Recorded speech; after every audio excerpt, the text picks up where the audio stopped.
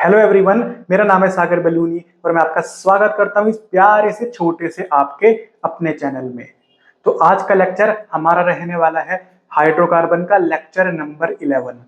तो हमने alkene start कर दिया था, ठीक है। और आज हम देखने वाले हैं एल्केन की जनरल मेथड ऑफ प्रिपरेशन, मतलब हम एल्केन को कैसे कैसे करके प्रिपेयर कर सकते हैं। और ये पूरा एनसीईआरटी बेस्ड लेक्चर चल रहे हैं। अगर आप एनसीईआरटी खोल के देखोगे ना, और मैं तो क्या कर रहा हूँ, एनसीईआरटी के जितने भी पेजेस है ना उनको साथ साथ नोट्स में ही आपके चिपका दे रहा हूँ, ताकि आपके पास अगर एनसीईआरटी नहीं भी हो ना तो आपका पूरा 100% काम इन लेक्चर्स को देख के ही हो जाए। और अगर आप ये जो मैं आपको पीडीएफ दे रहा हूं ना उनको भी आप अच्छे से पढ़ लो ना, तो कोई भी क्वेश्चन वहां से बाहर नहीं आने वाला आपके नीट 2025 में।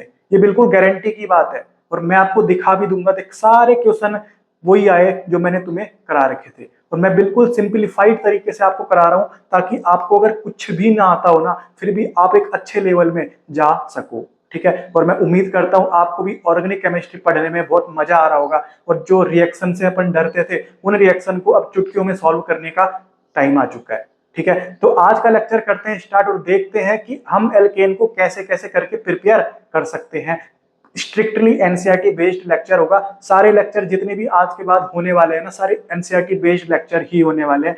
पिछले में मैंने जैसे आपको पहले पढ़ाया था तो उनमें मैंने आपको कुछ बहुत डीप में पढ़ा दिया था, पर अब बिल्कुल स्ट्रिक्टली एनसीईआरटी बेस्ड होगा। हम एनसीईआरटी से थोड़ा ऊपर ही चलेंगे पर एनसीईआरटी से नीचे नहीं जाने वाले। और एनसीईआरटी का एक छोटा सा शब्द भी अपना छूटने वाला नहीं है। मतलब जैसे अपन बायोलॉजी पढ़ते थे ना एनसीईआरटी की, एक एक शब्द पता होता था अपने को, वैसे ही अपना केमिस्ट्री की एनसीईआरटी, खासकर इनऑर्गेनिक केमिस्ट्री और ऑर्गेनिक केमिस्ट्री की एनसीईआरटी भी अपनी पूरी ऐसे ही रंगने वाली है। तो करते हैं लेक्चर को स्टार्ट और देखते हैं general method of preparation for alkane. मुझ में है ताकत, मुझ में है हिम्मत, खींचना चाहते नीचे। तो अब करते हैं हमारा आज का लेक्चर स्टार्ट। ये मैंने हेडिंग डाल दी एल्केन, ये अपना हाइड्रोकार्बन का लेक्चर नंबर 11 है, ठीक है सर। अब देख, तो आज अपन लेक्चर में देखने वाले प्रिपरेशन ऑफ एल्केन, मतलब जो हमने एल्केन पढ़े ना, एल्केन को अपन कैसे प्रिपेयर कर सकते हैं। एल्केन मतलब सर कार्बन और कार्बन के बीच में सिंगल बॉन्ड अगर होगा तो सर वो एल्केन होते हैं। अब एल्केन को हम कैसे प्रिपेयर कर सकते हैं, कैसे बना सकते हैं, वो हम आज के लेक्चर में देखने वाले हैं, ठीक है सर। ठीक है, अब देख ये पहली बात एनसीईआरटी में लिखी हुई है कि जो पेट्रोलियम है सर, जो पेट्रोलियम है और जो नेचुरल गैस है ना, वो कहीं ना कहीं एल्केन के मेजर सोर्स हैं। मतलब जो मेनली एल्केन अपन ऑब्टेन कर रहे हैं ना, वो कहाँ से ऑब्टेन कर रहे हैं, पेट्रोलियम से और नेचुरल गैस से। सर ये बात तो आपने पहले लेक्चर में भी बता रखी है कि पेट्रोलियम, नेचुरल गैस, कोल, फ्यूल्स, ये सब क्या होता है ना, अपने हाइड्रोकार्बन का सोर्स होते हैं। मतलब अपन हाइड्रोकार्बन सही से तो निकालते हैं। समझ में आ गई बात, ठीक है। तो ये बात अपने पहले भी पढ़ी हुई है कि पेट्रोलियम और नेचुरल गैस क्या होते हैं सर, हाइड्रोकार्बन्स के सोर्स होते हैं। तो एल्केन के जो मेजर सोर्स हैं वो पेट्रोलियम और नेचुरल गैस ही है। ये अपने को पता है, एनसीईआरटी में लिखी हुई है, कोई दिक्कत नहीं है, ठीक है। तो अब अपन सीखते हैं कि हमको एल्केन कैसे बनाना है। तो जो पहला तरीका एनसीईआरटी में दे रखा है वो है अपना फ्रॉम अनसैचुरेटेड हाइड्रोकार्बन। सर मैंने पढ़ ली है saturated hydrocarbon and unsaturated hydrocarbon. जो एल्केन होते हैं ना वो तो अपने सैचुरेटेड हाइड्रोकार्बन होते हैं, पर अपने जो एल्कीन और जो एल्काइन होते हैं, मतलब जिनमें डबल बॉन्ड हो या ट्रिपल बॉन्ड हो कार्बन के बीच में, वो अपने अनसैचुरेटेड हाइड्रोकार्बन होते हैं, ठीक है। तो वो क्या होते हैं, अनसैचुरेटेड हाइड्रोकार्बन होते हैं। तो यहाँ पर हमको अनसैचुरेटेड हाइड्रोकार्बन से एल्केन बनाना है, मतलब अनसैचुरेटेड हाइड्रोकार्बन से सैचुरेटेड हाइड्रोकार्बन बनाना है। पहला तरीका यह है, जहां पर अपन किसका यूज कर रहे हैं सर, अनसैचुरेटेड हाइड्रोकार्बन्स का। तो ये लिख दिया मैंने कि जो डबल बॉन्ड होते हैं, जो ट्रिपल बॉन्ड वाले होते हैं कार्बन कार्बन के बीच में, वो अपने कहीं ना कहीं अनसैचुरेटेड हाइड्रोकार्बन होते हैं। समझ में आ गई बात, ठीक है। तो इसमें जो पहला तरीका है वो है अपना कंप्लीट हाइड्रोजिनेशन। कंप्लीट हाइड्रोजिनेशन का मतलब क्या हुआ ना, कि अगर तेरे पास ट्रिपल बॉन्ड भी होगा ना उसको तूने सिंगल बॉन्ड बनाना है, अगर तेरे पास डबल बॉन्ड भी होगा उसको भी तुझे सिंगल बॉन्ड बनाना है। मतलब जो तेरा प्रोडक्ट बनेगा ना वो सिंगल बॉन्ड होना चाहिए। अब देख, चाहे तेरे पास ट्रिपल बॉन्ड भी हो सीधा वो सिंगल बॉन्ड बन जाएगा, चाहे तेरे पास डबल बॉन्ड भी है वो भी कहीं ना कहीं अपना सिंगल बॉन्ड बन जाएगा। कंप्लीट मतलब कंप्लीट हाइड्रोजनेशन हो गया, ठीक है। और ये तो मैंने आपको बता ही दिया है कि इसमें हम बना क्या रहे हैं, हम क्या पढ़ रहे हैं, general method of preparation of alkene, मतलब एल्केन ही तो बनेगा। ये देख एल्केन बन गया, ठीक है। अब हम जो पहला तरीका पढ़ रहे हैं फ्रॉम अनसैचुरेटेड हाइड्रोकार्बन, ये अनसैचुरेटेड है, यस सर, ये अनसैचुरेटेड है, यस सर। अनसैचुरेटेड मतलब डबल बॉन्ड और ट्रिपल बॉन्ड वाले, ठीक है सर। तो पहला जो तरीका है वो अपन पढ़ रहे हैं फ्रॉम अनसैचुरेटेड हाइड्रोकार्बन, और फ्रॉम अनसैचुरेटेड हाइड्रोकार्बन में भी जो तरीका हम पढ़ रहे हैं वो है कंप्लीट हाइड्रोजनेशन, ठीक है सर। अब इसमें अपने को खेल पता होना चाहिए, अपने को खेल पता होना चाहिए कि अपने को खेलना कैसा है, अपने को खेलना कैसा है। देख कोई दिक्कत नहीं है, कोई दिक्कत नहीं है, ध्यान से देख। अब देख हम जो भी रिएक्शन पढ़ते हैं ना, हम जो भी रिएक्शन पढ़ते हैं उसमें हमारे पास तीन चीज होती हैं। एक होता है अपना रिएक्टेंट, एक होता है अपना रिएजेंट, इसको अपन कैटलिस्ट भी बोल सकते हैं, और एक होता है अपना प्रोडक्ट। जो अपना रिएक्टेंट होता है वो रिएजेंट के साथ रिएक्शन करता है और अपना प्रोडक्ट बना देता है। मतलब हर रिएक्शन में अपने को ये तीन चीज पता होनी चाहिए, ठीक है। ये तो अपन खुद से निकालेंगे, ठीक है, और ये अपने को पता होना चाहिए, ठीक है, कि कोई रिएक्शन है उसका रिएक्टेंट कौन होता है, उसका रिएजेंट कौन होता है, और हमको खेलना कैसा है वो पता होना चाहिए। अगर मैं खेलना जानता हूं तो प्रोडक्ट बना लूंगा, चाहे कोई भी रिएक्टेंट हो उसके साथ जो भी रिएजेंट हो। अगर मुझे खेलना पता है ना तो मैं खेल खेल के अपना प्रोडक्ट निकाल दूंगा, कोई दिक्कत नहीं होने वाली, ठीक है। अब देख जैसे अपना जो रिएक्शन है वो है कंप्लीट हाइड्रोजनेशन, तो इसमें मुझे ये तो पता है ना कि जो रिएक्टेंट होगा वो या फिर एल्कीन होगा या फिर एल्काइन होगा, क्योंकि हम कहां से निकाल रहे हैं एल्केन को, फ्रॉम अनसैचुरेटेड हाइड्रोकार्बन से। तो अनसैचुरेटेड तो कौन होते हैं, एल्कीन होते हैं या एल्काइन ही तो होते हैं, ठीक है। तो एल्कीन होगा रिएक्टेंट या एल्काइन होगा, ठीक है, ये मुझे पता है। अब देख रिएजेंट मुझे यहाँ पर ध्यान रखना है, जब मैं कंप्लीट हाइड्रोजनेशन की बात करूं तो जो रिएजेंट यूज किए जाते हैं वो होते हैं हाइड्रोजन प्लस निकल प्लेटिनियम पैलेडियम। हाइड्रोजन प्लस निकल भी हो सकता है, हाइड्रोजन प्लस प्लेटिनियम भी हो सकता है, और हाइड्रोजन प्लस पैलेडियम भी हो सकता है, ठीक है। हाइड्रोजन तो होगा ही होगा, निकल भी हो सकता है, प्लेटिनियम भी हो सकता है, पैलेडियम भी हो सकता है, इन तीनों में से एक होगा, ठीक है। तो ये अपने क्या कैटलिस्ट है, या फिर इनको मैं बोलूँ ये हैवी मेटल्स है, बहुत भारी भारी मेटल्स होते हैं ये। कौन, निकल प्लेटिनियम पैलेडियम, इनके एटॉमिक नंबर ज्यादा ज्यादा है, हैवी मेटल्स हैं भाई ये, ठीक है। समझ में आ गई बात। तो रिएक्टेंट कौन है अपना, एल्कीन होगा या एल्काइन होगा। रिएजेंट कौन है, हाइड्रोजन प्लस निकल या फिर हाइड्रोजन प्लस प्लेटिनियम या फिर हाइड्रोजन प्लस पैलेडियम। रिएक्टेंट पता होना चाहिए, रिएजेंट पता होना चाहिए, और रिएक्शन का नाम पता होना चाहिए। कौन सी रिएक्शन पढ़ रहे हैं, कंप्लीट हाइड्रोजनेशन, ठीक है। समझ में आ गई बात, ठीक है। तो इसमें क्या बनता है, इसमें हमको पता है कि कंप्लीट हाइड्रोजनेशन में क्या होता है, ट्रिपल बॉन्ड होगा उसका भी सिंगल बॉन्ड बनना है, डबल बॉन्ड होगा उसका भी सिंगल बॉन्ड बनना है, ठीक है। तो चाहे एल्कीन होगा या एल्काइन होगा, ठीक है, दोनों में अपना बनेगा क्या, सिंगल बॉन्ड वाला बनेगा, मतलब एल्केन बनेगा, ठीक है। पर एल्केन में कितने कार्बन होंगे पता है, उतने ही कार्बन जितने अपने रिएक्टेंट में रहे होंगे, जितने अपने रिएक्टेंट में रहे होंगे। मतलब जो अपना प्रोडक्ट बनेगा एल्केन, उसमें उतने ही कार्बन होने चाहिए जितने कार्बन अपने रिएक्टेंट में होंगे, ठीक है। समझ में आ गई बात।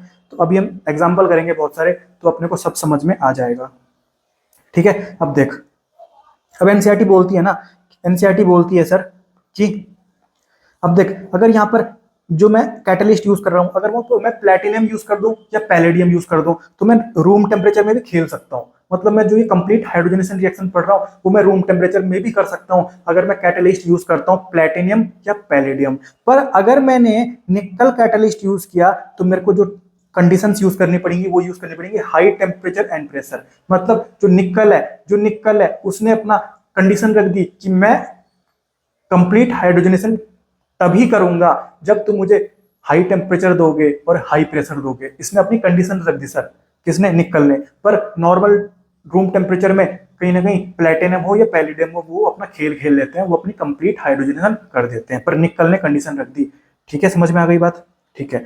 ये मैंने आपको खेल बता दिया। खेल क्या है सर, रिएक्टेंट होगा एल्कीन और एल्काइन, यस सर। रिएजेंट कौन होगा, हाइड्रोजन प्लस निकल होगा या हाइड्रोजन प्लस प्लेटिनियम होगा या हाइड्रोजन प्लस पैलेडियम होगा। और प्रोडक्ट क्या बनेगा अपना, प्रोडक्ट अपना एल्केन बनेगा। एल्केन में उतने ही कार्बन होंगे जितने कार्बन अपने रिएक्टेंट में होंगे, ठीक है। अब देख, अब एनसीईआरटी में 3 एग्जांपल दे रखे हैं, वही अपन करके देखते हैं, ठीक है। अब देख पहला इन्होंने दे रखा है इथीन। इथीन मतलब सर डबल बॉन्ड है, सैचुरेटेड या अनसैचुरेटेड, अनसैचुरेटेड है सर, ठीक है। तो इथीन मतलब ये एल्कीन है, ठीक है। आगे इन्होंने दे दिया हाइड्रोजन प्लस निकल भी दे सकते हैं, हाइड्रोजन प्लस प्लेटिनियम भी दे सकते हैं, हाइड्रोजन प्लस पैलेडियम भी दे सकते हैं। यहाँ पर इन्होंने सभी लिखे हुए हैं, मतलब कुछ भी हो सकता है, चाहे निकल हो या प्लेटिनियम हो या पैलेडियम हो, ठीक है। तो यहाँ से मुझे पता लग गया, रिएक्टेंट को देख के और रिएजेंट को देख के मैंने पहचान लिया, अरे सर ये तो कंप्लीट हाइड्रोजनेशन का खेल चलेगा, कंप्लीट हाइड्रोजनेशन का खेल चलेगा, तो कोई दिक्कत नहीं है। रिएक्टेंट में कितने कार्बन है सर, 2 कार्बन है, एक ये और एक ये। कितने कार्बन है रिएक्टेंट में, 2 कार्बन है, तो 2 कार्बन का एल्केन बना दे, CH3। ये 2 कार्बन का तूने एल्केन बना दिया, इसको क्या बोलेगा सर, इथेन बोलेगा, इथेन बोलेगा। कितना सिंपल है यार, कोई दिक्कत ही नहीं है। अब देख अगला एग्जांपल देख, प्रोपीन है मतलब एल्कीन है, इधर तूने ये देख दिया रिएजेंट, और रिएक्टेंट और रिएजेंट को तूने देख के पहचान लिया कि सर ये तो कंप्लीट हाइड्रोजनेशन का खेल चलेगा, और तुझे पता है कंप्लीट हाइड्रोजनेशन में कैसे खेलना है। यहाँ पर कितने कार्बन है सर, रिएक्टेंट में 3 कार्बन है, तो 3 कार्बन का कहीं ना कहीं एल्केन बना दे। ये बना दिया तूने 3 कार्बन का एल्केन। अब वैलेंसी पूरी करने के लिए तुझे पता है कि तू हाइड्रोजन डालता है, कि तूने हाइड्रोजन भी लगा दिया, ये तेरा बन गया प्रोपेन। कितना सिंपल है यार, कितना सिंपल है। ठीक है, अगला एग्जांपल जो एनसीईआरटी में दे रखा है वो दे रखा है एल्काइन का। वो कौन सा एल्काइन दे रखा है, प्रोपाइन। प्रोपाइन कोई दिक्कत नहीं है, मुझे सर ने बताया था चाहे एल्कीन हो या एल्काइन हो, अगर कंप्लीट हाइड्रोजनेशन होगा ना तो कहीं ना कहीं सीधा एल्केन ही बनने वाला है। तो ये बन गया अपना एल्केन। कितने कार्बन है सर रिएक्टेंट में, 1 2 3, 3 कार्बन है सर। कितने कार्बन है, 3 कार्बन है, तो 3 कार्बन का एल्केन कौन बन जाएगा, 1 2 3। वैलेंसी पूरी करने के लिए हाइड्रोजन डाल दे, ये अपना बन गया प्रोपेन। क्या बन जाएगा, प्रोपेन। तो आराम से तुम प्रोडक्ट निकाल दोगे, प्रोडक्ट निकाल दोगे, कोई दिक्कत नहीं है। बिल्कुल कितना सिंपल है यार, हम रिएक्शन से डरते थे, कोई दिक्कत नहीं है। अब पूरा ऑर्गेनिक केमिस्ट्री आपको ऐसे ही चलेगा। अगर ये रिएक्शन समझ में आ गई ना तो सारी रिएक्शन समझ में आ जाएंगे आपको, क्योंकि मैं आपको इतना सिंप्लीफाइड करके बताऊंगा कि आपको कहीं पे भी कोई दिमाग नहीं लगाना है, आपको सब समझ में आ जाएगा, कोई दिक्कत नहीं। और कोई भी क्वेश्चन आएगा आप उसको बिल्कुल चुटकियों में सॉल्व कर सकते हो। ठीक है, अब देख, अब एक स्टेप थोड़ा और आगे बढ़ते हैं। अब यहाँ पर एक कंसेप्ट देखते हैं। अब देख कंसेप्ट तो क्या है, कुछ नहीं है, ये मैंने आपको पहले ही बता रखा है। देख, एक ये सिंगल बॉन्ड है, ये डबल बॉन्ड है और ये ट्रिपल बॉन्ड है। ठीक है, तो तीनों में एक सिग्मा बॉन्ड होता है, इसमें भी एक सिग्मा बॉन्ड, इसमें भी एक सिग्मा बॉन्ड। इसमें एक ही बॉन्ड था, वही अपना सिग्मा बॉन्ड हो गया, तो पाई बॉन्ड कितने होंगे, 0 होंगे। सही बात है। ठीक है, इसमें 2 बॉन्ड थे, उसमें से एक अपना सिग्मा बॉन्ड हो गया, तो एक कहीं ना कहीं पाई बॉन्ड रहा होगा। इसमें 3 बॉन्ड है, एक अपना सिग्मा बॉन्ड है, तो 2 बॉन्ड क्या होंगे, अपने पाई बॉन्ड होंगे। समझ में आ गया। ठीक है, तो ये अपने को मैंने जीओसी में बताया रखा है, आपको कोई दिक्कत नहीं है कि सिंगल बॉन्ड में 0 पाई बॉन्ड होते हैं, डबल बॉन्ड में 1 पाई होता है, और ट्रिपल बॉन्ड में 2 पाई होते हैं। ठीक है, अब देख यहाँ पर क्या लिखा हुआ है मैंने, सर मैंने लिखा हुआ है कंसेप्ट, प्यारा सा कंसेप्ट। जितने पाई बॉन्ड तूने देखे ना, जितने पाई बॉन्ड तूने रिएक्टेंट में देखे ना, उतने ही तुझे हाइड्रोजन के मोल लेने हैं, उतने ही तुझे हाइड्रोजन के मोल लेने हैं। ठीक है, अब देख रिएक्टेंट ये है सर, रिएक्टेंट में 1 पाई बॉन्ड, क्योंकि एक डबल बॉन्ड है, एक डबल बॉन्ड में 1 पाई बॉन्ड होगा। यहाँ पर भी एक डबल बॉन्ड है, 1 पाई बॉन्ड होगा। यहाँ पर 2 डबल बॉन्ड, सॉरी यहाँ पर भी, यहाँ पर एक ट्रिपल बॉन्ड है, तो इसमें 2 पाई बॉन्ड होंगे। तो जितने तूने पाई बॉन्ड देखे ना, उतना ही तुझे मोल हाइड्रोजन का भी लेना है, उतना ही तुझे मोल हाइड्रोजन का भी लेना है, उतना ही तुझे मोल हाइड्रोजन का भी लेना है। तभी तो यहाँ पर 2 लिखा हुआ है। यहाँ पर 2 क्यों लिखा हुआ है, क्योंकि यहाँ पर 2 बाई बॉन्ड है भाई। समझ में आ गया खेल, पूरा एनसीईआरटी चार्ट देंगे, बिल्कुल एक एक शब्द का मतलब पता होना चाहिए कि यहाँ पर ये नंबर क्यों लिखा हुआ है, ये शब्द क्यों लिखा हुआ है, हर एक शब्द का मतलब अपने को एनसीईआरटी का पता होना चाहिए। बिल्कुल एनसीईआरटी को अच्छे से चार्ट देंगे। तो एनसीईआरटी में अगर तुम देखोगे तो यहाँ पर हाइड्रोजन के 2 मोल इसलिए ले रखे हैं क्योंकि जो रिएक्टेंट ले रखा है ना उन्होंने, वो एल्काइन ले रखा है। एल्काइन में ट्रिपल बॉन्ड होगा, मतलब उसमें 2 पाई बॉन्ड होंगे। मुझे पता है सर कि जितने पाई उतने ही मुझे हाइड्रोजन के भी मोल लेने हैं, उतने ही मुझे हाइड्रोजन के भी मोल लेने हैं। समझ में आ गई बात। ठीक है, और प्रोडक्ट निकालना मैंने तुमको सिखाई दिया, उतने ही कार्बन का एल्केन बनाना है जितने कार्बन रिएक्टेंट में प्रेजेंट है। समझ में आ गई, बिल्कुल मजा आ गया, बिल्कुल कोई दिक्कत कोई दिक्कत कोई दिक्कत नहीं है, बिल्कुल अच्छे से मक्खन जैसा हो गया। ठीक है, तो पहला जो एनसीईआरटी में आपको दिखेगा, पहला जो तुम्हें एनसीईआरटी में प्रिपरेशन ऑफ एल्केन दिखेगा वो है फ्रॉम अनसैचुरेटेड हाइड्रोकार्बन। ठीक है, उसमें हमने पढ़ा कंप्लीट हाइड्रोजनेशन। ठीक है, इसमें कैटलिस्ट यानी रिएजेंट कौन यूज किया जाता है, हाइड्रोजन प्लस निकल, या फिर हाइड्रोजन प्लस प्लेटिनियम, या फिर हाइड्रोजन प्लस पैलेडियम। ठीक है, प्लेटिनियम और पैलेडियम जब मैं यूज करूंगा ना कैटलिस्ट की तरह, तब मैं नॉर्मल कंडीशन में भी खेल सकता हूँ, नॉर्मल टेम्परेचर हो, नॉर्मल प्रेशर हो, सब में आराम से खेल सकता हूँ।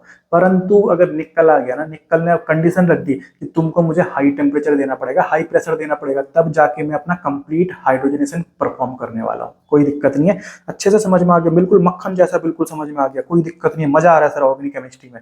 ठीक है, अब अपना आता है दूसरा नंबर, दूसरा number of general method of preparation of alkene. ये है अपना फ्रॉम एल्काइल हैलाइड, ये है अपना from alkyl halide. Sir alkyl मतलब R और हैलाइड मतलब हेलोजन मतलब X। एल्काइल हैलाइड को अपन कैसे लिखते हैं, RX लिखते हैं। ठीक है, अगर ये किसी को पता नहीं है कि एल्काइल क्या हुआ, ठीक है, ये अपने को पता है एल्केन। एल्केन मतलब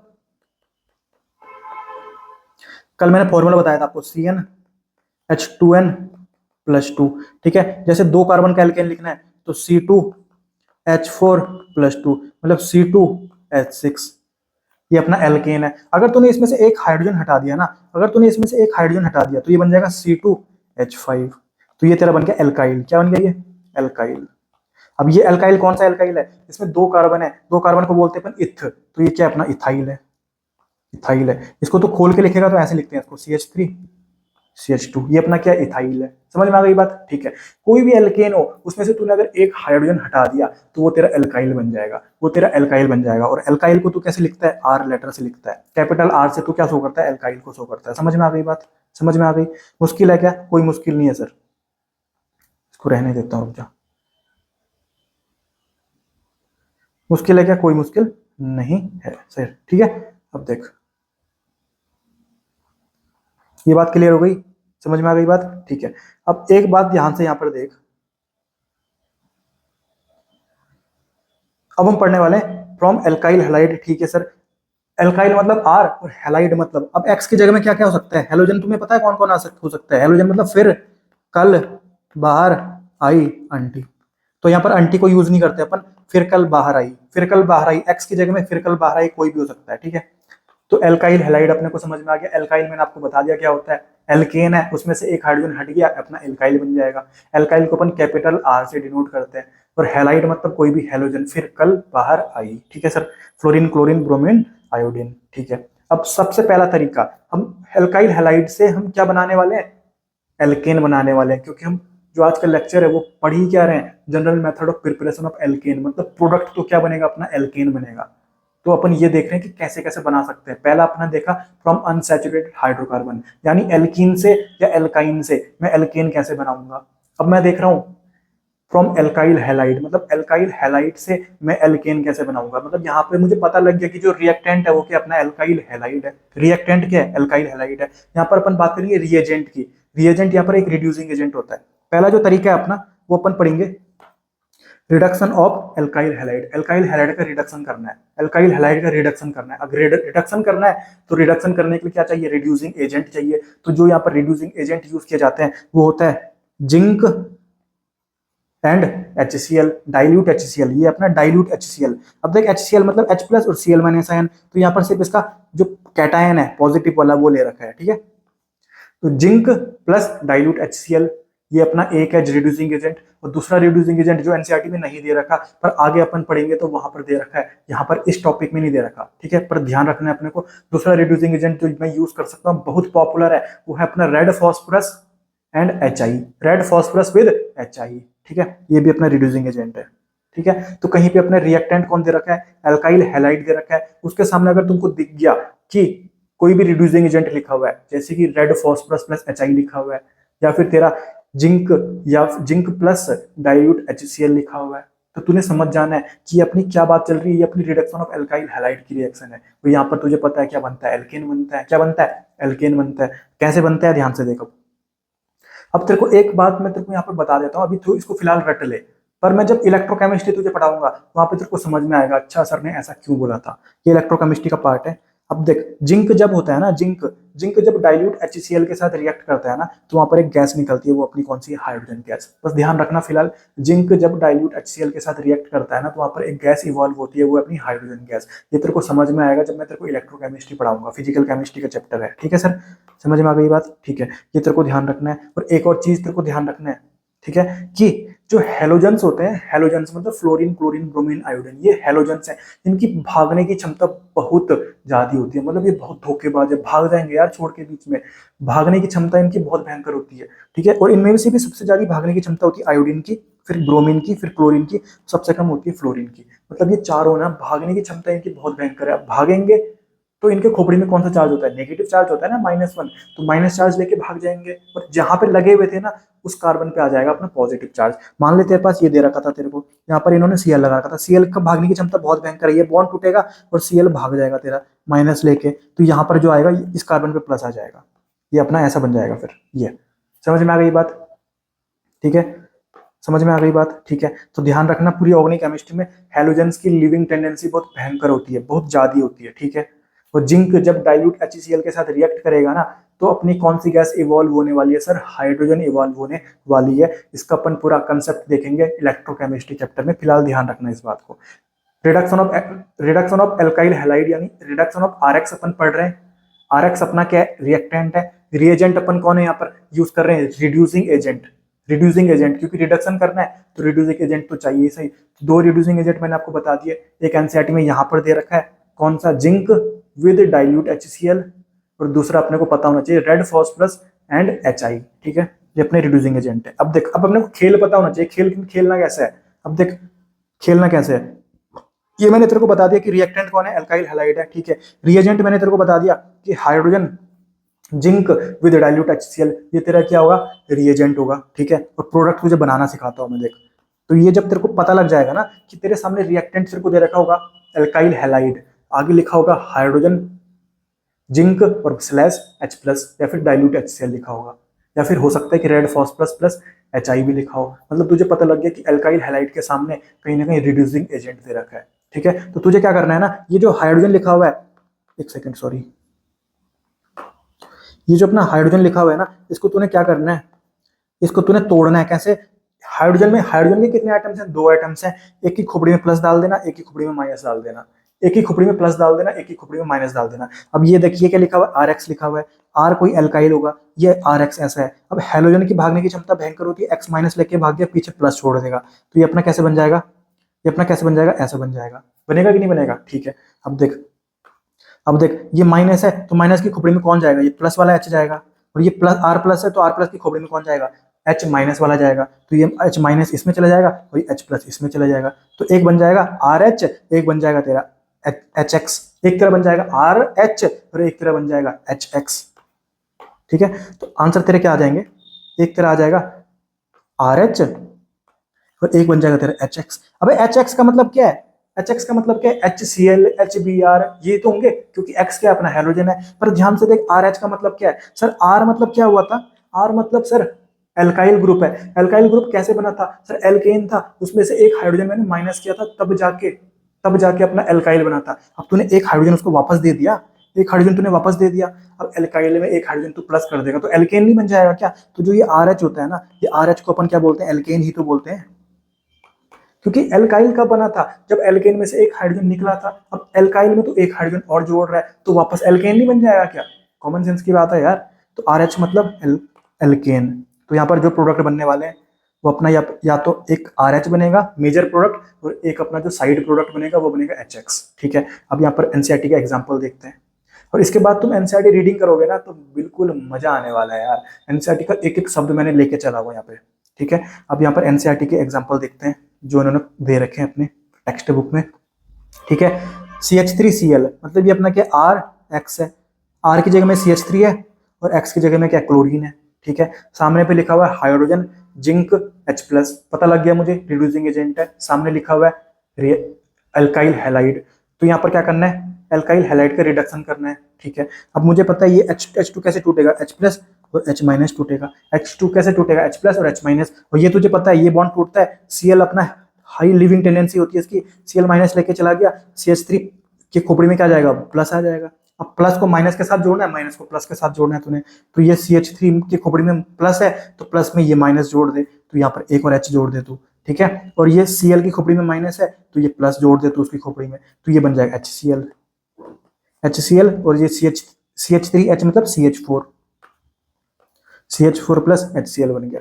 कितना सिंपल है यार, कोई दिक्कत है क्या, कोई भी दिक्कत नहीं है यार, आराम से तो कर सकता है। इसको अपन बोलते हैं जो रिएक्टेंट यूज कर रखा था, मिथाइल क्लोराइड, या फिर इसको बोल सकते हैं क्लोरोमीथेन। ठीक है, दूसरा एग्जांपल देख, सिंपल लिख सकता हूं मैं यहाँ पर C2H5 R की खोपड़ी में क्या आएगा, प्लस आएगा, प्लस में माइनस वाला जोड़ दे, यहाँ पर एक और H जोड़ दे, तो यहाँ पर ये क्या बन जाएगा, C2H6 बन जाएगा, प्लस एक H की खोपड़ी में प्लस था तो यहां से ये माइनस वाला आया तो HCl बनेगा कि नहीं बनेगा, बनेगा। समझ में आ गई बात, मुश्किल है क्या, नहीं सर ये तो बहुत आसान है। सिमिलरली यहाँ पर देख, ये बॉन्ड टूटा, ये Cl- लेके भाग गया, पीछे कार्बन पे पॉजिटिव आ गया, प्लस वाले में माइनस जुड़ जाएगा, तो माइनस वाला कौन है यहाँ का, H- है और एक H+ है, तो H+ तो इस क्लोरीन के साथ जुड़ेगा तो ये अपना HCl बनेगा। पर ये जो प्लस है, प्लस में क्या जुड़ेगा, ये माइनस जुड़ जाएगा, ये बन जाएगा अपना CH3 CH2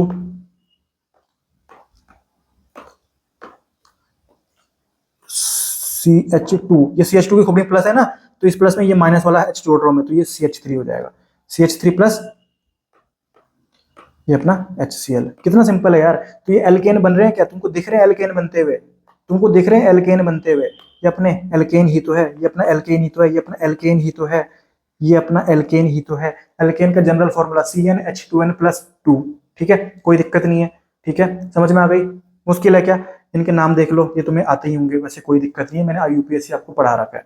ठीक है, तो मुश्किल है क्या, अल्काइल हैलाइड रिएक्टेंट होगा, सामने पे तुमको दिख जाए रिड्यूसिंग एजेंट।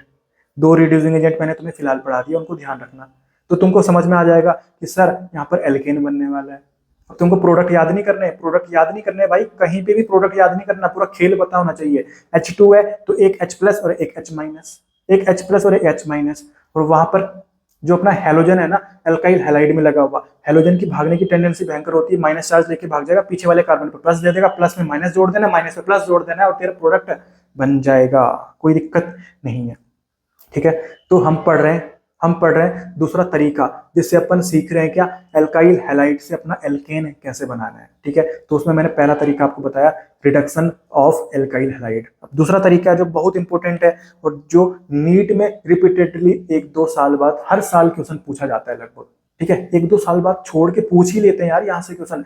नीट का फेवरेट, एनटीए का फेवरेट पार्ट है ये वुर्जी रिएक्शन। ठीक है, तो वुर्जी रिएक्शन में मैं समझ गया कि सर रिएक्टेंट कौन होगा, एल्काइल हैलाइड होगा, क्योंकि हम टॉपिक यही तो पढ़ रहे हैं कि एल्काइल हैलाइड से एल्केन कैसे बनाना है। तो यहाँ से मुझे पता लग गया कि रिएक्टेंट कौन है सर, एल्काइल हैलाइड है।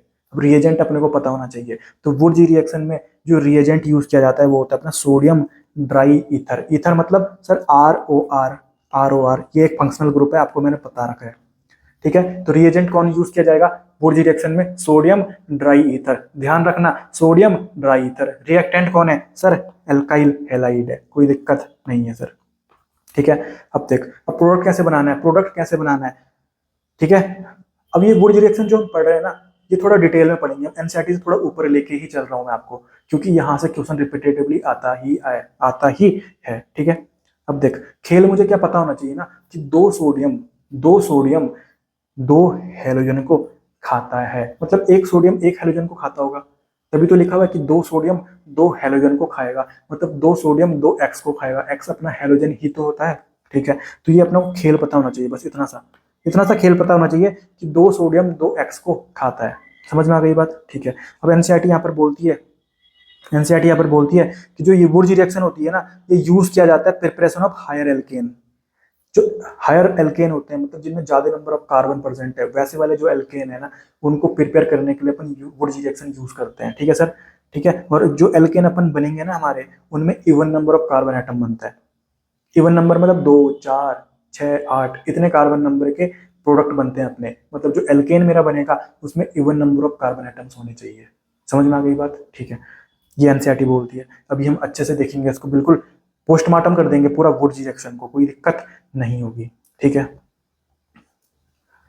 अब देख, फिर मैं आपको एग्जांपल करा देता हूँ, एनसीईआरटी का एग्जांपल। ये देख, अपना एल्काइल हैलाइड है, RX लिखा हुआ है, सामने पे लिखा हुआ है सोडियम ड्राई ईथर लिखा हुआ है ना, तो मुझे पता लग गया कि सर ये तो वुर्जी रिएक्शन है। रिएक्टेंट एल्काइल हैलाइड है, रिएजेंट सोडियम ड्राई ईथर है, तो पता लग जाएगा कि सर ये वुर्जी रिएक्शन है। ठीक है, तो हमको पता है, खेल पता है कि 2 सोडियम 2 हैलोजन को खाते हैं, 2 सोडियम 2 हैलोजन को खाते हैं। यहाँ पर 2 सोडियम दे रखा है। ठीक है, तो यहाँ पर हैलोजन तो सिर्फ एक ही है, तो हमको क्या करना होता है ना, वुर्जी रिएक्शन में जो अपने को रिएक्टेंट दे रखा है, वैसे ही अपने को दूसरा भी लेना होता है। तो ऐसे ही मैंने दूसरा भी ले लिया, ये दूसरा भी ले लिया मैंने। ठीक है, और 2 सोडियम किसको खाएंगे, 2 हैलोजन को खाएंगे, ये 2 हैलोजन को उड़ा के खा गए। बाकी क्या बचा, CH3 बचा, उसको लिख देना तूने, CH3 ये तेरा एल्केन बन गया। कितना सिंपल है यार, कितना सिंपल है, ये तेरा एल्केन बन गया। एल्केन में देख कितने कार्बन है, एक कार्बन और ये दूसरा कार्बन। सर इवन नंबर में कार्बन भी तो बन रहे हैं, वो जो एनसीईआरटी में बात लिखी हुई थी वो सही भी तो हो रही है। समझ में आ गई बात, कि जो अपना प्रोडक्ट बन रहा है, जो अपने प्रोडक्ट में एल्केन बन रहा है, वो इवन नंबर ऑफ कार्बन रख रहा है। समझ में आ गई बात। ठीक है, दूसरा देख सर, अपना ये एल्काइल हैलाइड दे रखा था, आगे दे रखा है 2 सोडियम ड्राई ईथर, मतलब मुझे पता है कि सर यहाँ पर मुझे एक और भी लेना पड़ेगा, तो यही मैं एक और बार ले रहा हूँ, CH3 CH2 Br। अब मुझे पता है 2 सोडियम है, तो 2 हैलोजन को खाएंगे, ये दोनों हैलोजन को खा लिया इन्होंने। अब जो बचा ना, उसको लिख देना है तेरे को, CH3 CH2 CH2 CH3 CH3 CH2 CH2 CH3, ये तेरा क्या बन गया, एल्केन बन गया। और इसमें कितने कार्बन है सर, 1 2 3 4, 4 तो अपना इवन नंबर होता है। तो जो एनसीईआरटी में बात लिखी हुई थी कि एल्केन जो बनेगा उसमें even number of carbon atoms होंगे, तो वो बात सही भी तो हो रही है, वो बात सही भी तो हो रही है। समझ में आ गई बात, कोई दिक्कत नहीं है। ठीक है, अगला देख, अगला देख। अब देख यहाँ पर इन्होंने खुद ही दो दे रखे हैं, रिएक्टेंट खुद ही दो एल्काइल हैलाइड दे रखे हैं, तो यहाँ पर मुझे एक और लेने की जरूरत नहीं है। ये 2 सोडियम ले रखे हैं, 2 सोडियम दे रखे हैं, तो ये क्या करेंगे, ये इनको खा देंगे 2 हैलोजन को, क्योंकि मुझे पता है कि सर कि 2 सोडियम 2 हैलोजन को खाते हैं, 2 सोडियम 2 हैलोजन को खाते हैं। ठीक है, अब देख अभी तक जो मैंने 2 एग्जाम्पल करे ना, उनमें मैंने जो एल्काइल हैलाइड ऊपर है वही एल्काइल हैलाइड नीचे है, सेम टू सेम। जो एल्काइल हैलाइड ऊपर है वैसे ही सेम टू सेम नीचे है। तो यहाँ पर दोनों अलग अलग हो गए, इधर CH3Cl है, इधर C2H5Cl है, दोनों अलग अलग हो गए। ठीक है, तो इसमें क्या बनेगा देख, अब मुझे पता है ये जो 2 सोडियम आए, इन्होंने दो हैलोजन को उड़ा के ले गए। अब जो बाकी बचा होता है उसको अपन जोड़ते थे ना, तो उसको अपन जोड़ेंगे CH3। अब C2H5 को मैं कैसे लिख सकता हूँ, ऐसे लिखता हूँ ना, CH2CH3, ये तो C2H5 भी तो है, इसको देखोगे अगर तो इसमें C2H5 ही तो है, तो C2H5 मतलब इथाइल, इथाइल को अपन ऐसे लिखते हैं CH2CH3। ठीक है, तो ये मेरा बन गया, ये क्या बन गया, मेरा एल्केन बन गया, एल्केन बन गया। अब ध्यान से देख मेरे भाई, यहाँ पर एल्केन बन तो गया, पर ये क्या बना, कितने कार्बन का बना सर, 3 कार्बन का बना। सर 3 कार्बन का तो बन ही नहीं सकता, आपने बोला था, एनसीईआरटी भी बोलती है सर, उन्होंने ये तो बोला था कि 3 कार्बन का बन नहीं सकता, ऑड नंबर के कार्बन के नहीं बन सकते, परंतु बन जाएगा, बन सकता है, पर बहुत कम अमाउंट में बनेगा, मतलब उसका कंटेंट बहुत कम होगा, मतलब बहुत कम। तो यहाँ पर मुझे क्या करना पड़ेगा, यहाँ पर ये भी बनाने पड़ेंगे, क्योंकि देख ये क्या था, CH3Cl था, इधर क्या था, C2H5Cl। अब हो ऐसा भी तो सकता था कि 1 मोल CH3Cl का दूसरे मोल CH3Cl के साथ रिएक्ट कर जाता, तो अपना क्या बन जाता, CH3CH3 बन जाता। और अगर इसके दोनों मोल रिएक्ट कर जाते तो क्या बन जाता, C2H5 बन जाता। इसमें कितने कार्बन है, 4 कार्बन है, इसमें कितने कार्बन है, 2 कार्बन है, इवन नंबर। ठीक है, समझ में आ गई बात। तो यहाँ पर जो हाई यील्ड आएगा, इनका यील्ड ये हाई है, ये ज्यादा क्वांटिटी में बनेंगे, पर ये जो 3 कार्बन वाला है ये बहुत कम कार्बन क्वांटिटी में बनेगा। तो क्या एनसीईआरटी तुमको एक क्वेश्चन पूछती है नीचे पे, क्या 3 कार्बन का बन सकता है वुड रिएक्शन में, यस सर बन सकता है, यस सर बन सकता है, प्रोपेन भी बन सकता है, ये प्रोपेन है अपना 3 कार्बन का एल्केन, प्रोपेन भी बन सकता है, पर बहुत कम अमाउंट में बनेगा। और जब ये बनेगा ना, तो उसके साथ मिक्सचर में और भी बनेंगे, उसके साथ मिक्सचर में और भी बनने वाले हैं, सर। ठीक है, तो यहाँ पर देखो ये भी बन गया, ये भी बन गया, समझ में आ गई। ठीक है, अब देख समझ में आ गई बात। ठीक है, तो ये कितना है अपना, 3 कार्बन का बना, ये कितना कार्बन का बना, 2 कार्बन का बना, ये कितना कार्बन का बना, 4 कार्बन का बना। तो ये ज्यादा अमाउंट में बनेंगे, ये ज्यादा अमाउंट में बनेगा, ये कम अमाउंट में बनेगा। ठीक है, मुश्किल है क्या, कितना सिंपल है यार, कितना सिंपल है, मुश्किल है क्या, ये कितना सिंपल है यार, बिल्कुल 2-2 सेकंड में, 3-3 सेकंड में हो जाएगा। ये तो मैं आपको समझा रहा हूँ इसलिए टाइम लग रहा है। ठीक है, तो आप प्रोडक्ट निकाल दोगे, सामने एल्काइल हैलाइड रिएक्टेंट, रिएजेंट अपना सोडियम ट्राईईथर है, समझ जाओगे आप कि ये तो वुडजी रिएक्शन है। प्रोडक्ट कैसे बनाना है आपको पता है, 2 सोडियम 2 हैलोजन को खाता है। अगर एक आपके पास रिएक्टेंट में सिर्फ एक ही एल्काइल हैलाइड दे रखा है, तो उसी की जैसे दूसरा ले लेना। जैसे यहाँ पर आपको ये दे रखा था CH3Br, तो इसी की जैसे आपने दूसरा ले लिया CH3Br, और 2 सोडियम आए, उन्होंने 2 हैलोजन को खा दिया, Br उड़ गए, बाकी को तुमने जोड़ देना है, ये बन गया अपना एल्केन। ठीक है, कोई दिक्कत नहीं है। ठीक है, समझ में आ गई बात। तो ये अपने एनसीईआरटी के 3 एग्जाम्पल थे। ठीक है, अब मैं आपको कुछ बातें बताता हूँ, इंपॉर्टेंट बातें। अब देख, वुडजी रिएक्शन से अनसिमेट्रिकल एल्केन का मतलब होता है जो ऑड नंबर के कार्बन वाले एल्केन होते हैं, जिसमें ऑड नंबर के कार्बन होंगे। ऑड नंबर मतलब 1 3 5 7 ये सब। तो ऑड नंबर के कार्बन वाले एल्केन जो होंगे ना, उनको अपन बोलते हैं अनसिमेट्रिकल एल्केन। तो जो अनसिमेट्रिकल एल्केन है वो अपने गुड यील्ड में नहीं बनते, अभी जो मैंने आपको एग्जांपल कराया, यहाँ पर मैंने आपको बता दिया कि वो बन तो सकता है, ऑड नंबर के कार्बन में भी एल्केन बन सकता है वुडजी रिएक्शन से, पर वो गुड यील्ड में नहीं बनेगा, इसको मैंने अनसिमेट्रिकल क्यों बोला, जो ऑड नंबर के कार्बन होते हैं उनको मैं अनसिमेट्रिकल क्यों बोल रहा हूँ, क्योंकि देख अगर मैं इसको यहाँ से काटूंगा तो देख जैसा इधर है वैसा इधर है क्या, नहीं सर, उधर तो सिर्फ 1 कार्बन है, इधर 2 कार्बन है। ठीक है, तो ये अनसिमेट्रिकल है, कहीं से भी तो अगर इसको काटेगा ना तो ये इक्वल पार्ट्स में नहीं बटेगा। इधर देख, अभी यहाँ पे बॉन्ड काटा मैंने, तो इधर देख CH3 और यहाँ देख अलग है, ठीक है। तो ये क्या अपना अनसिमेट्रिकल इसी को बोलते हैं। तो जो ऑड नंबर के कार्बन वाला होता है वो एल्केन, वो अपना अनसिमेट्रिकल होता है। पर ये जैसे इवन नंबर का है, अगर मैं इस बॉन्ड को तोड़ूंगा तो देख जैसा इधर वैसा ही इधर, इस बॉन्ड को तोड़ूंगा जैसा इधर वैसा ही इधर। तो जो ये इवन नंबर वाले कार्बन है का एल्केन है वो अपने कहीं ना कहीं क्या सिमेट्रिकल है। समझ में आ गई बात। तो मैं क्या बोलता हूं कि जो ऑड नंबर के, जो अपने ऑड नंबर के एल्केन बनने वाले हैं ना, ऑड नंबर के कार्बन वाले एल्केन, उनको अपन क्या बोलते हैं अनसिमेट्रिकल एल्केन। तो क्या वो बन सकते हैं? यस सर बन सकते हैं, तभी तो यहाँ पर बना है, तभी तो यहाँ पर बना है प्रोपेन। पर क्या वो गुड यील्ड में बनेंगे? नहीं, वो बिल्कुल बेकार यील्ड में बनेंगे, बहुत कम क्वांटिटी में बनने वाले हैं।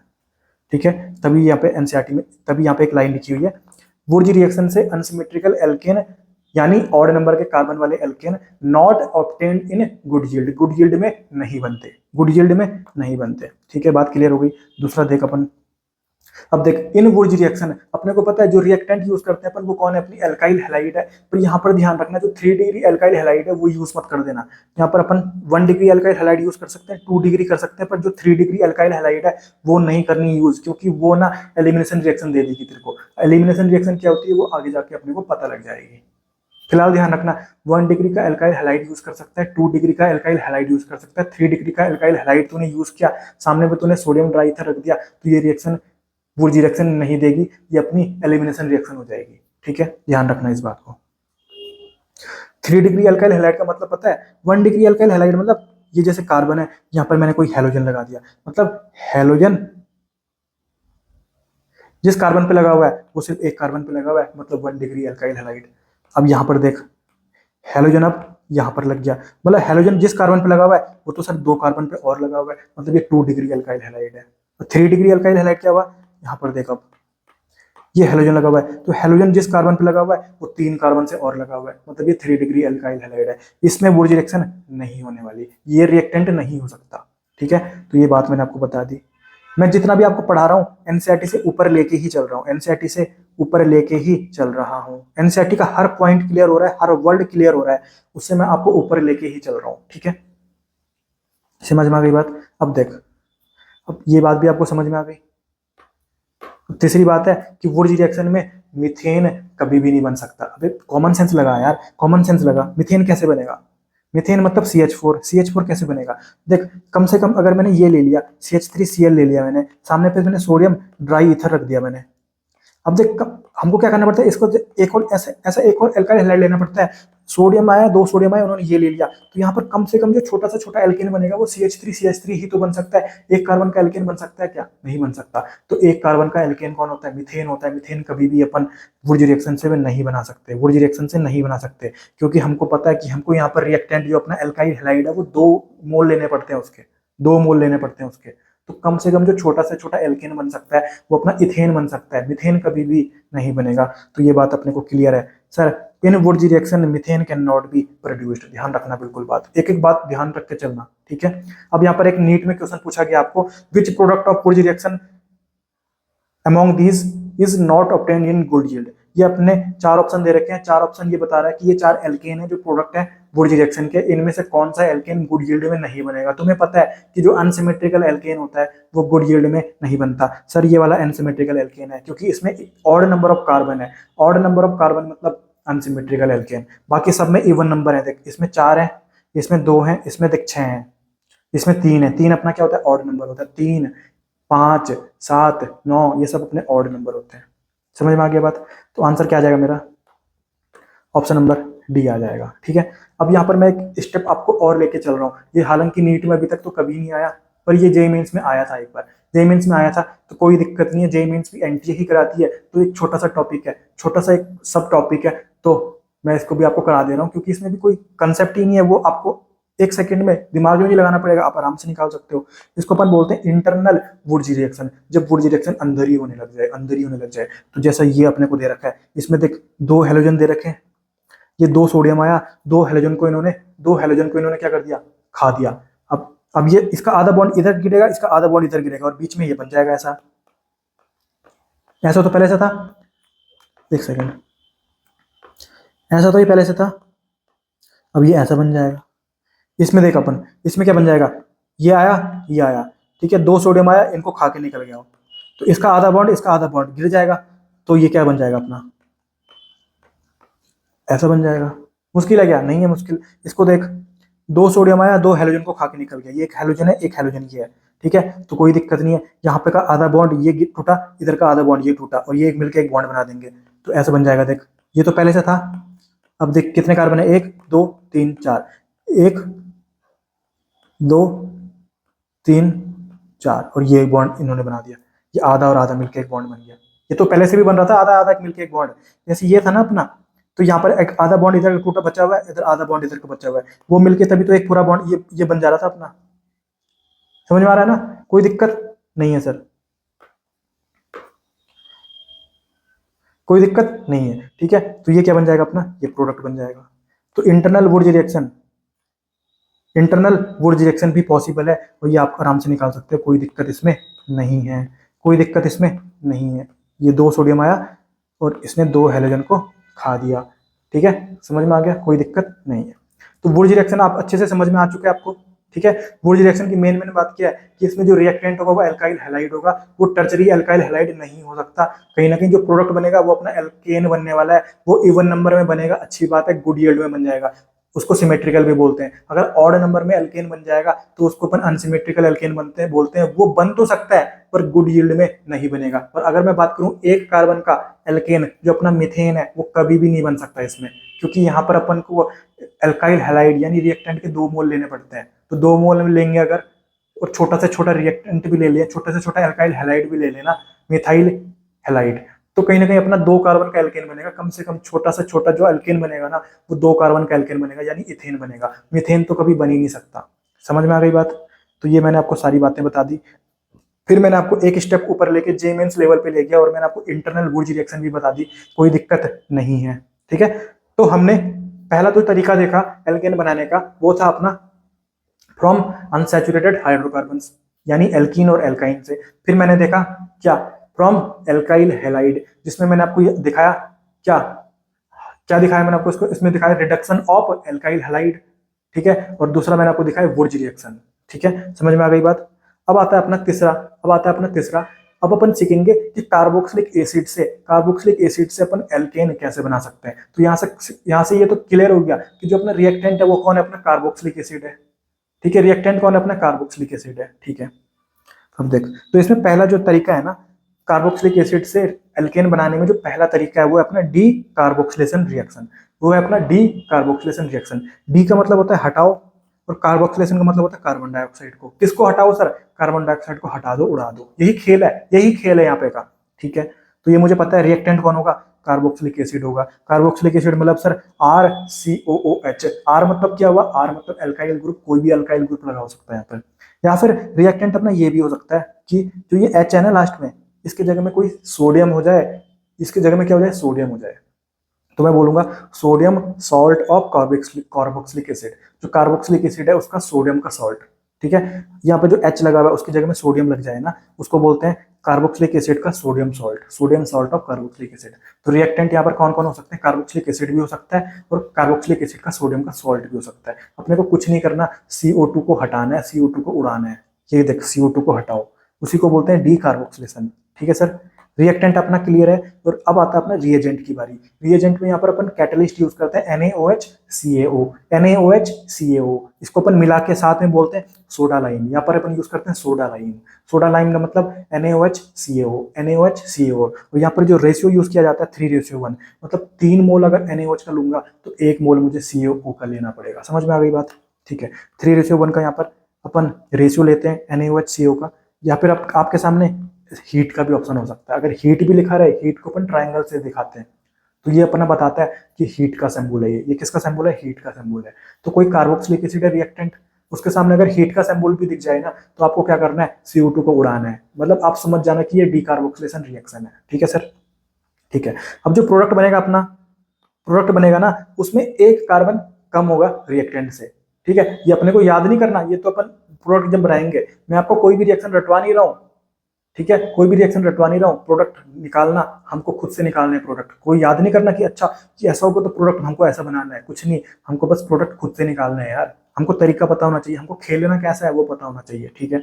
अब देख, ये जो लाइन मैं आपको अभी बता नहीं रहा हूँ, आपको जब प्रोडक्ट बनाऊंगा फिर आपको बताऊंगा, ठीक है। सर ये एसिड है, एसिड है, सामने पे लिख दिया NaOH ठीक है, एसिड था, कार्बोक्सिलिक एसिड था, सामने पे इन्होंने लिख दिया NaOH यानी यानी यानी सोडा लाइम। तो मुझे पता लग गया कि सर ये तो डीकार्बोक्सिलेशन रिएक्शन है, मैंने CO2 को उड़ा दिया, CO2 को उड़ा दिया और बाकी जो भी दिखा मुझे उसको जोड़ दिया मैंने।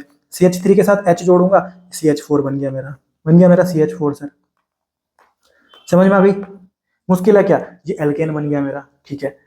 अब देख दूसरा देख, अपन बात करें, ये अपना देख COH दिख रहा है, मतलब कहीं ना कहीं ये अपना क्या एसिड है, कार्बोक्सिलिक एसिड है, सामने पे लिख दिया इन्होंने NaOH मतलब मुझे यहाँ से पता लगता है कि मुझे क्या करना है, डीकार्बोक्सिलेशन रिएक्शन दे रखी है तो मुझे CO2 को उड़ाना है। ये CO2 मैंने उड़ाया, बाकी तूने जो भी देखा उसको लिख देना है तूने। ये क्या बन जाएगा तेरा? CH3 CH2 C double bond O CH, इस 2 में क्या जुड़ जाएगा? ये H जुड़ जाएगा, ये CH3 बन गया अपना, ठीक है, ये CH3 बन गया अपना। समझ में आ गई बात? इसकी देख, अब देख यहाँ पे लिखा हुआ है COOH, सामने पे लिखा हुआ है NaOH तुमको समझ में आ गया कि ये डीकार्बोक्सिलेशन रिएक्शन है। तूने CO2 को उड़ा दिया और बाकी तूने वैसा का वैसे ही जोड़ दिया, ये तरह बन गया secondary amine, 2 degree amine. Nitrogen के दो तरफ से R लगे होंगे तो उसको बोलते हैं 2 डिग्री अमाइन। नाइट्रोजन के एक तरफ से R लगा होगा 1 डिग्री अमाइन। नाइट्रोजन के तीनों तरफ से R लगे होंगे तो 3 डिग्री अमाइन। तो यहाँ पर तो दो तरफ से R लगे हुए हैं तो 2 डिग्री अमाइन है, ठीक है। ये बन गया अपना। इसको देख, CO2 को उड़ाया, बाकी तूने वैसे का वैसे ही लिख दिया।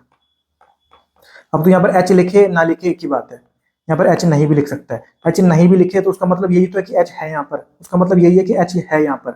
जैसे मैंने ऐसा लिखे, ऐसे लिखे, तो इसका मतलब यहाँ पर कितने H हैं? 2 H है ना, तो अपन उसको लिखते हैं क्या? नहीं लिखते हैं उसको, ठीक है। तो वैसे यहाँ पर मैंने H नहीं लिखा हुआ, मतलब पर है, उसका मतलब क्या कि तुमने ऊपर खोपड़ी में H जोड़ा है, ये वाला H जोड़ा तो है, पर उसको लिखते ही नहीं अपन बॉन्ड लाइन मेथड में। ये बॉन्ड लाइन मेथड है ना अपना,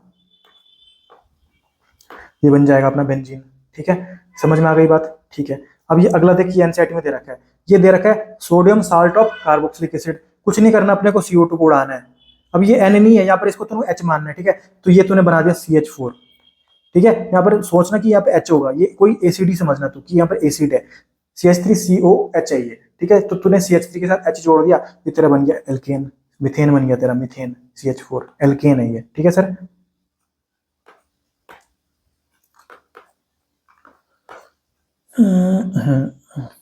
ये समझ में आ गया तेरे को? एक सेकंड,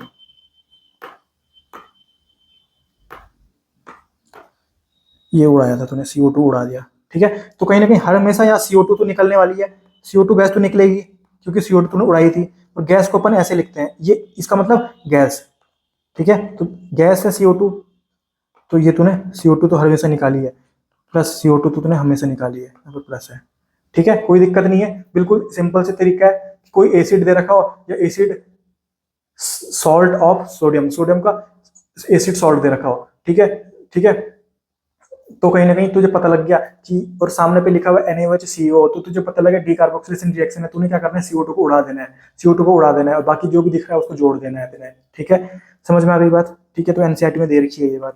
अब आपके दिमाग में चल रहा होगा कि हम क्या पढ़ रहे हैं, हम तो पढ़ रहे हैं सर क्या, हम तो पढ़ रहे हैं एल्केन का प्रिपरेशन, ठीक है। एल्केन का प्रिपरेशन, इसलिए एनसीईआरटी में ये दे भी रखी थी डीकार्बोक्सिलेशन रिएक्शन, ये क्योंकि एल्केन बन गया, ये अपना एल्केन बना दिया। ये एनसीईआरटी में ये वाला एग्जांपल दे रखा था, ठीक है। पर तुमने और जगह देखा ये एल्केन नहीं बना, ये अपना एल्केन नहीं बना, ये अपना एल्केन नहीं बना, ठीक है। तो ये मैंने तुमको ओवरऑल डीकार्बोक्सिलेशन रिएक्शन पढ़ा दी है, ओवरऑल डीकार्बोक्सिलेशन रिएक्शन पढ़ा दिया।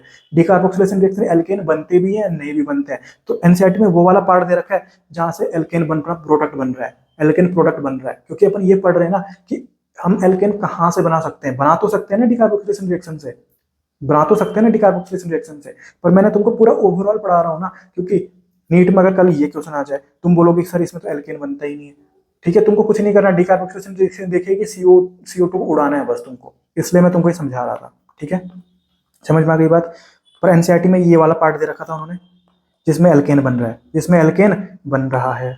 हमको ये थोड़ी ध्यान रखना एल्केन बन रहा है नहीं बन रहा, हमको तो बस CO2 उड़ाना है, बाकी जो भी दिख रहा है उसको जोड़ देना है, अपना जो भी बनेगा पीछे लिख देना है, ठीक है। हमको ये थोड़ी ध्यान रखना कि प्रोडक्ट क्या बनेगा, प्रोडक्ट क्या बनेगा वो ध्यान ही नहीं रखना अपने को।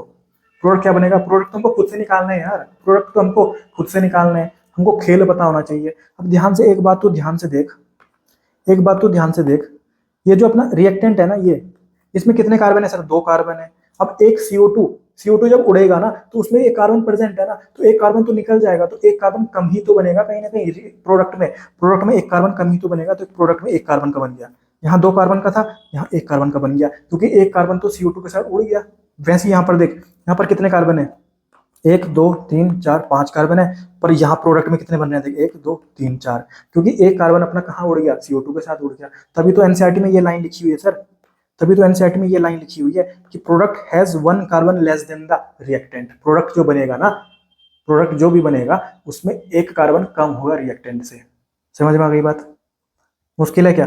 कोई भी मुश्किल नहीं है, बिल्कुल आसान है सर, कोई दिक्कत नहीं है, कोई दिक्कत नहीं है। ठीक है, तो मैं उम्मीद करता हूं कि आपको अच्छे से समझ में आ गया होगा और एक एक बिल्कुल शब्द आपको समझ में आ रहा होगा।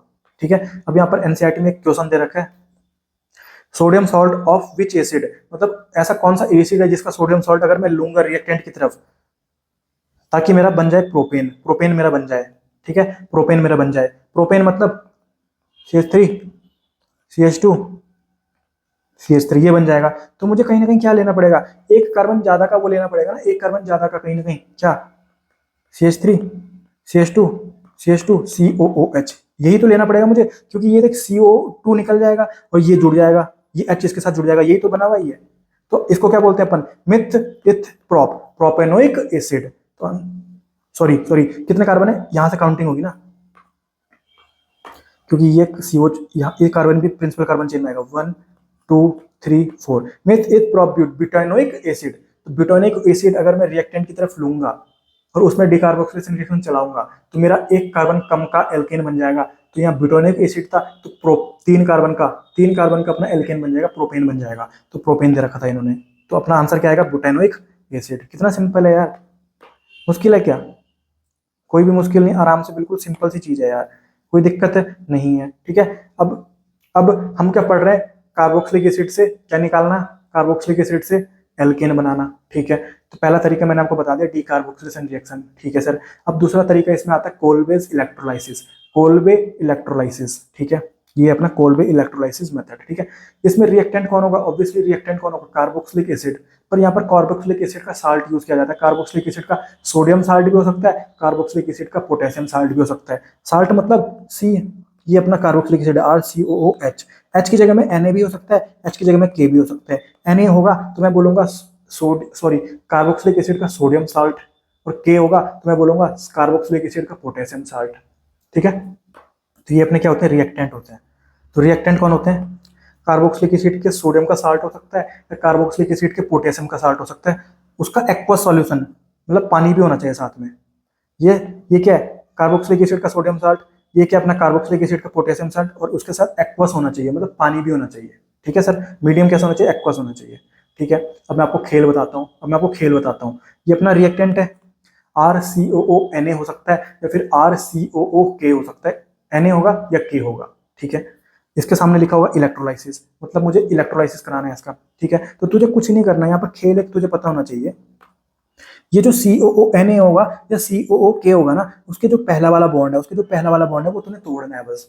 COONA के पहला वाला जो बॉन्ड है, जो एल्काइल हैलाइड और COONA के बीच का बॉन्ड है, ये वाला, उसको तूने तोड़ना है, और कुछ नहीं करना, इसका मिरर इमेज बना देना है R का मिरर इमेज बना देगा, मतलब R के जैसा ही R लगा दिया तूने, ये बना दिया तूने RR। समझ में आ गई बिल्कुल बात? और हमेशा ध्यान रखना, इसमें H2 गैस भी निकलेगी, इसमें CO2 गैस भी निकलेगी, और इसमें NaOH भी बनता है। क्या बनता है सर? NaOH, क्योंकि वाटर भी प्रेजेंट है ना, तो वाटर का नेगेटिव वाला पार्ट क्या है? OH माइनस, और यहाँ से पॉजिटिव पार्ट क्या है? Na प्लस OH माइनस के साथ जोड़ के NaOH भी तो बनाएगा। और NaOH क्या होता है? स्ट्रॉन्ग बेस होता है, स्ट्रॉन्ग बेस। अगर मैं ये pH साइकिल बनाऊँ ना, न्यूट्रल क्या होता है 7 में, जैसे जैसे मैं 1 2 3 इधर जो pH है इनको अपन बोलते हैं एसिडिक pH, पर जैसे जैसे मैं उधर जाऊंगा 8 9 10 14 तक होता है, तो उधर जितना जाऊंगा मैं वो होता है स्ट्रॉन्ग pH, मतलब बेसिक। इधर होता है एसिडिक, उधर होता है बेसिक। तो जो अपना NaOH है वो अपना स्ट्रॉन्ग बेस है, मतलब उसका pH इधर साइड आएगा, मतलब बेसिक सॉल्यूशन बनने वाला है। क्या बनने वाला है? Basic solution. जो प्रोडक्ट बन रहा है उसमें NaOH आ रहा है, मतलब जो सॉल्यूशन बनने वाला है ना वो बेसिक सॉल्यूशन बनने वाला है। pH उसका क्या हो जाएगा? बहुत ज्यादा हो जाएगा, स्ट्रॉन्ग बेस है क्योंकि NaOH। ठीक है, तो यहाँ पर मेरे को क्या पता लगा कि मुझे आर और COONA के बीच का बॉन्ड तोड़ना है और आर की मिरर इमेज बनानी है। तो आर की तूने मिरर इमेज बना दी, ये एल्केन बन गया तेरा। ठीक है सर, एल्केन बन गया तेरा। ठीक है, वापस से वही बात, क्योंकि तू अगर मिरर इमेज बनाएगा तो यहाँ पर तेरा ये नहीं बन सकता ना अब CH4, क्योंकि यहाँ पर तूने दो लेने हैं ना, इसके दो मोल ले रहा है तू, तभी तो बन रहा है मिरर इमेज तेरा। आर और आर, कम से कम आर आर कौन बन सकता है, कम से कम छोटा से छोटा कौन बन सकता है, ये बन सकता है अपना, जैसे वुड रिएक्शन में हुआ था अपना। ठीक है, तो यहाँ पर अपना मिथेन नहीं बन सकता। ठीक है, यहाँ पर भी अपना कोल्बे इलेक्ट्रोलाइटिक मेथड में अपना मिथेन नहीं बन सकता। ठीक है, हाइड्रोजन गैस निकलेगी, CO2 निकलेगा और क्या बनने वाला है, NaOH बनने वाला है। NaOH स्ट्रॉन्ग बेस है तो बेसिक सॉल्यूशन बन जाएगा, क्योंकि pH को कर देगा, वो बढ़ा देगा। ठीक है सर, समझ में आ गई बात। तो एल्केन कैसे बनेगा, समझ में आ गया तुमको। अब देख, अब एक ध्यान रखना है तुमको, अब एनोड में ना, एनोड में बनेगा तेरा एल्केन। ये जो एल्केन तेरा बना है ना, वो तेरा बनेगा एनोड में। जो ये CO2 बना है ना ये वाला, वो भी तेरा बनेगा एनोड में। तो एनोड में क्या क्या बनता है, NaOH, सॉरी, एनोड में क्या क्या बनता है, एल्केन एंड CO2। जो CO2 गैस निकली है वो कहाँ से निकलेगी, एनोड से निकलेगी। और जो कैथोड से गैस निकलने वाली है वो होती है हाइड्रोजन। मतलब हाइड्रोजन गैस कहाँ से इवॉल्व होगी, कैथोड से। ये ध्यान रखना, एनोड से एल्केन बनने वाला है और एनोड से गैस निकलेगी CO2। और कैथोड की बात करूँ तो कैथोड से जो गैस इवॉल्व होने वाली है वो क्या है, अपनी H2 है। ठीक है, ये ध्यान रखना है अपने को। और ये मेरे को पता ही है कि जो सॉल्यूशन का नेचर होगा वो क्या होगा सर, क्योंकि NaOH है प्रोडक्ट में, तो कहीं ना कहीं बेसिक सॉल्यूशन होगा। ये लिख दिया मैंने, बेसिक को अपन बोलते हैं एल्कलाइन। ठीक है, अब एनसीईआरटी में जो एग्जांपल दे रखा है वो करके देखते हैं। ये अपने को दे रखा है सोडियम एसीटेट, मतलब कार्बोक्सिलिक एसिड का सोडियम सॉल्ट है ये, CH3COONA। तो मुझे पता है कि R और CONA के बीच का बॉन्ड तोड़ना है मुझे, और इसका मिरर इमेज बना देना है। ये तूने बना दिया CH3 प्लस क्या निकलेगा, H2 निकलेगा, प्लस क्या निकलेगा, CO2 निकलेगा, प्लस क्या बनेगा, NaOH बनेगा। ये प्रोडक्ट है तेरा। मेन क्या बनेगा, ये बनेगा, क्योंकि ये दोनों तो क्या उड़ जाएंगे और ये कहीं ना कहीं सॉल्यूशन को बेसिक बना देगा। कितना सिंपल है यार। इसकी बात करें अपन तो ये अपना R है ऊपर और ये अपना COON है, तो ये वाला बॉन्ड टूटेगा अपना और इसकी मिरर इमेज बन जाएगी। तो इसकी मिरर इमेज कैसे बन जाएगी सर, देख,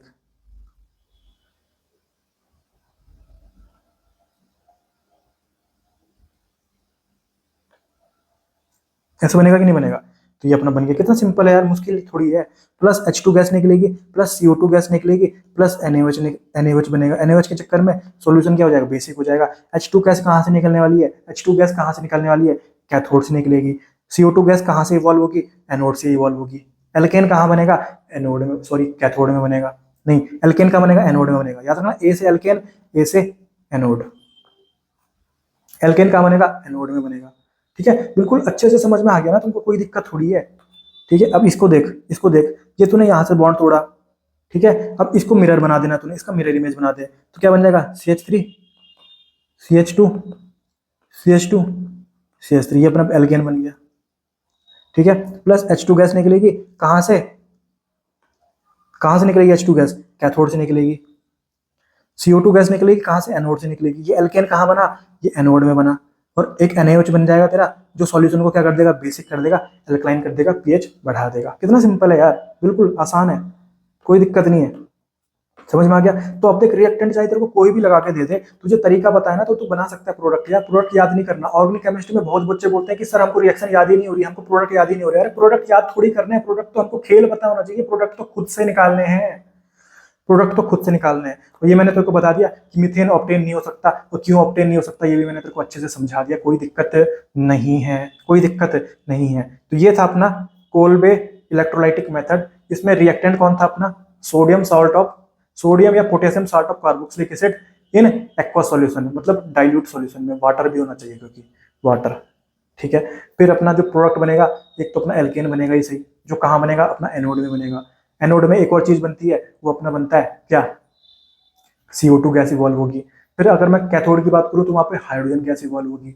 फिर एक और चीज सॉल्यूशन में बनता है, वो है अपना NaOH कहीं ना कहीं स्ट्रॉन्ग बेस है, तो जो pH है उसको बढ़ा देगा। pH बढ़ गई मतलब बेसिक सॉल्यूशन, मतलब बेसिक नेचर बढ़ गया, एल्कलाइन नेचर बढ़ गया। तो जो सॉल्यूशन प्रोड्यूस होने वाला है वो एल्कलाइन नेचर का होगा, बेसिक नेचर का होगा। ठीक है, CH4 नहीं बन सकता, क्योंकि कम से कम 2 कार्बन का प्रोडक्ट बनने वाला है, 2 कार्बन का एल्केन बनेगा। क्योंकि यहाँ पर अपन मिरर इमेज बना रहे हैं ना, मिरर इमेज, तो कहीं ना कहीं कम से कम क्या बन सकता है, CH3 मतलब इथेन बन सकता है, छोटे से छोटा, जैसे अपना वुड रिएक्शन में भी मैंने देखा था। ठीक है, तो ये मेरा आज का लेक्चर कंप्लीट हुआ। अब ये देखो, ये सब यहाँ पर से मैंने स्टार्ट किया था आपको प्रिपरेशन। ये मैंने आपको बताया था कि पेट्रोलियम और नेचुरल गैस मेन सोर्स होते हैं एल्केन के। फिर मैंने आपको बताया फ्रॉम अनसैचुरेटेड हाइड्रोकार्बन, यहाँ पर मैंने आपको हाइड्रोजनेशन, कंप्लीट हाइड्रोजनेशन की का पढ़ाया था। फिर मैंने आपको पढ़ाया फ्रॉम एल्काइल हैलाइड, तो यहाँ पर मैंने आपको पढ़ाया फ्रॉम रिडक्शन। रिडक्शन करने से यहाँ पर ध्यान रखना, एल्काइल हैलाइड, जो हैलाइड है ना वो अपना फ्लोरीन नहीं हो सकता। जो हैलाइड है, जो एल्काइल हैलाइड है, ये एक्स की जगह में मैं फ्लोरीन नहीं लिख सकता, फ्लोरीन नहीं लिख सकता, ठीक है, फ्लोराइड नहीं हो सकता यहाँ पर, ध्यान से देखना। और फिर मैंने आपको ये सब पढ़ाया। फिर मैंने आपको विर्ज रिएक्शन पढ़ाया था।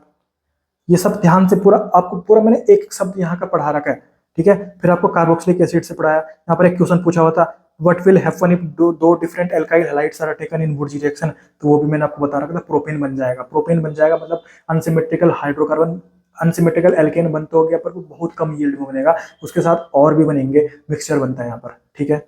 फिर यहाँ पर डिकार्बोक्सिलेशन रिएक्शन आपको पढ़ा दी, ये क्वेश्चन आपको करा दिया। फिर कोलब्रेज इलेक्ट्रोलाइटिक मेथड आपको पढ़ा दिया। फिर आप अगर इसको रीडिंग करोगे ना, आपको सब समझ में आ गया, कोई दिक्कत नहीं होगी। एक शब्द भी मैंने छोड़ा नहीं है, आपको एक एक शब्द का पूरा अच्छे से पढ़ा रखा है। और एनसीईआरटी अगर यहाँ पर है ना, तो मैं आपको यहाँ लेके चल रहा हूँ, एनसीईआरटी से ऊपर लेके ही चल रहा हूँ। और एनसीईआरटी में जितने एग्जाम्पल दे रखे हैं उससे बहुत सारे ज्यादा एग्जाम्पल करा रहा हूँ, ठीक है। तो आपका जब नीट में क्वेश्चन आएगा और आपको पता है कि 50 क्वेश्चन आपके आते हैं ना, 50 क्वेश्चन, सॉरी ऑर्गेनिक केमिस्ट्री में अगर 15 क्वेश्चन आते हैं ना, तो 15 में से 15 बिल्कुल एग्जैक्ट एनसीईआरटी से आते हैं, एनसीईआरटी से आते हैं। और एनसीईआरटी अगर आपने अच्छे से पढ़ी हुई है ना, अच्छे से पढ़ी हुई है, तो कोई क्वेश्चन नहीं अटकने वाला, कोई क्वेश्चन नहीं फंसने वाला। मैं आपको अभी भी बोल रहा हूँ, रोज बोलता हूँ, और जब नीट 2025 का एग्जाम होगा उस दिन मैं आपको वापस बताऊंगा कि देख मेरे भाई वही क्वेश्चन मैं आपको चिल्ला चिल्ला के बोल रहा था कि ये आएगा, और ये आया है, क्योंकि एनसीईआरटी से ही आता है यार, ठीक है, एनसीईआरटी से ही आता है, कोई दिक्कत नहीं है, ठीक है। समझ में आ गई बात? ये मैंने आपको पढ़ा दिया, आप इसकी रीडिंग कर लेना। तो अपना general method of preparation of alkene का जो लेक्चर है वो यहाँ पर खत्म हो गया। आपको कोई डाउट या कोई कंफ्यूजन आपके मन में अगर रहता है आज के लेक्चर के रिगार्डिंग, तो आप डाउट सेक्शन में पूछ सकते हैं या कमेंट सेक्शन में पूछ सकते हैं। बाकी कैसा लगा लेक्चर कमेंट सेक्शन में जरूर बताना। मिलते हैं अगले लेक्चर में, तब तक के लिए टाटा बाय बाय, जय हिंद। कहते हैं लोग सुनू सिर्फ मेरी मंजिल न गहरी, मानू न हार, ये दिल पत्थर कलम कटार, कि दूं मैं गवाह, सच मेरी वाणी मैं हूले की का, भरोसा रख खुद पे, सबर सफल कर दे, समझते हम